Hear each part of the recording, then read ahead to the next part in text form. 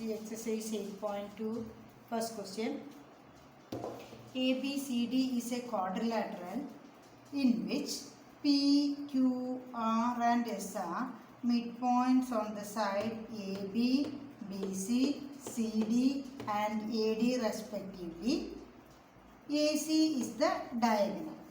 They ask you to prove first one, SR parallel to AC and SR equal to half AC.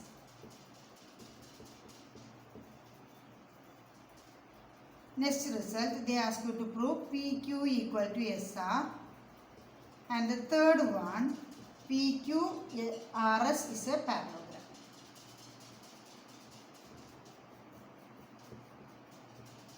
So using this diagram, we have to prove these three results.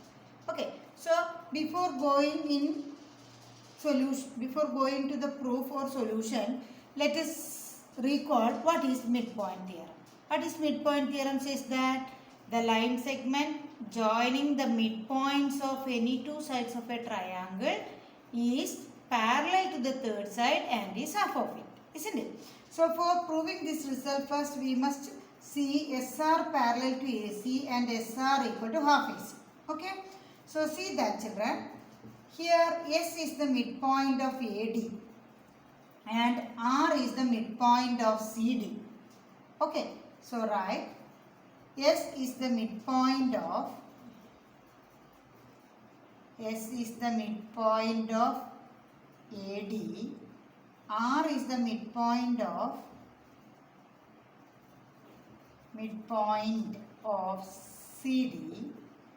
Therefore, what we can say, the line segment joining the midpoints of any two sides of a triangle is parallel to the third side. If you are considering triangle ADC, okay. So ADC, the triangle, if you are considering, means what you can say, the midpoint joining line only SR. So SR parallel to AC and SR equal to, how you will write, half AC, isn't it? So this exercise is very easy only. So S is the midpoint of AD and R is the midpoint of CD in triangle ADC. SR parallel to AC and SR equal to half AC. So first part, SR parallel to AC and SR equal to half AC. First part of the proof over. Then second, PQ equal to SR. So next we have to prove that this PQ and SR are same. So how we will prove that? The same result you have to apply in theorem ABC. Okay. If you are applying theorem ABC, midpoint theorem in ABC, P is the midpoint of side AB and Q is the midpoint of side BC. So the line segment PQ is parallel to AC and PQ equal to half AC, isn't it? So write P is the midpoint of AB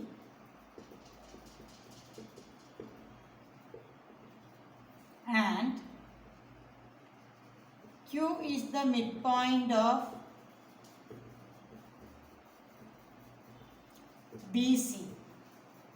Then how will you write PQ? This I am saying in triangle ABC.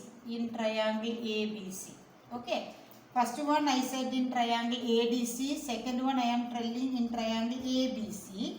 So then PQ parallel to AC and PQ is equal to half AC.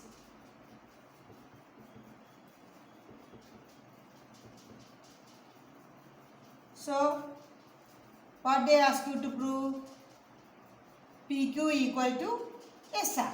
So see that equation 1 and equation 2, SR equal to half AC, PQ equal to half AC. So from 1 and 2, what we can say, equation 1 and 2, PQ equal to SR. So second part is over. Then see the third part, PQRS is a parallelogram. How we can say that PQRS is a parallelogram? If PQ parallel to SR and PQ equal to SR, already we got it. Again, if PQ parallel to SR, if we are getting, means we can say that what? PQRS is a parallelogram. For that, look at the first one.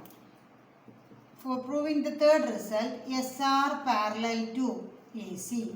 Same manner here, PQ parallel to AC.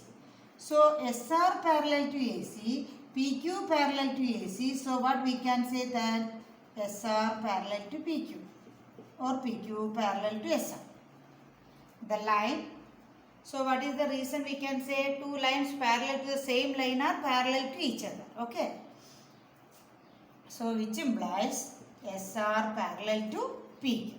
So, SR parallel to PQ, already we are having SR equal to PQ or PQ equal to SR. So, SR parallel to PQ and SR equal to PQ, in this what we can conclude that PQRS is a parallelogram. Okay children. So, one pair of opposite sides are equal and parallel. In a quadrilateral, one pair of opposite sides is equal and parallel. Then we can say that it is a parallelogram. So, the first one PQRS is a parallelogram. Second one and third one homework. Second, third homework. Same manner only. Okay. So, you have to try by yourself.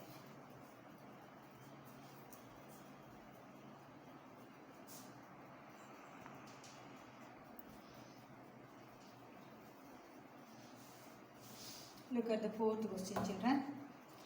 ABCD is a trapezium in which AB parallel to DC, BD is a diagonal and E is the midpoint of side AD. A line is drawn through E parallel to AB intersecting BC at F. Show that F is the midpoint of BC.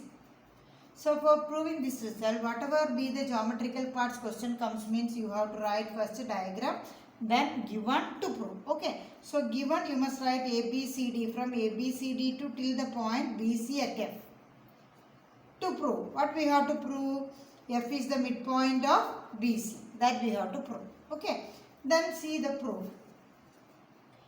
DB, only the diagonal alone they join. So, first what we have to do means we have to mark the point G. Let DB intersect EF at G. Okay. So, the intersection point of DB and EF, you first mark that as a G. Next, you have to consider the triangle DAB. In triangle DAB, E is the midpoint of part AD. Okay. And EG parallel to AB. So, automatically what we can say that by the converse of midpoint theorem, we can say that G is the midpoint of BD. Okay. The line drawn through the midpoint of one side of a triangle parallel to another side bisects the third side. That is the converse of midpoint theorem. So, based on this converse of midpoint theorem, we can say that AB's midpoint is E and EG parallel to AB means automatically we can say that G is the midpoint of BD. Okay. At the second part, again, we have to consider the triangle BDC. Okay. GF parallel to CD.